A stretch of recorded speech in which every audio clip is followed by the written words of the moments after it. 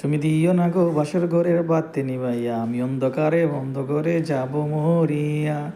যাই হোক, আজকে চলে আসলাম সুন্দর একটা বাসর ঘরের ডেকোরেশন নিয়ে, বা হোম ডেকোর বলতে পারেন।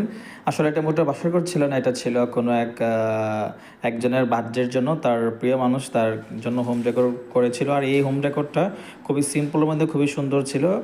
এবং এটা ছিল হচ্ছে ফ্রেশ ফ্লাওয়ারের কিছু হার্ট শেপ এবং বেলুন দিয়ে সিম্পল একটা ডেকোরেশন।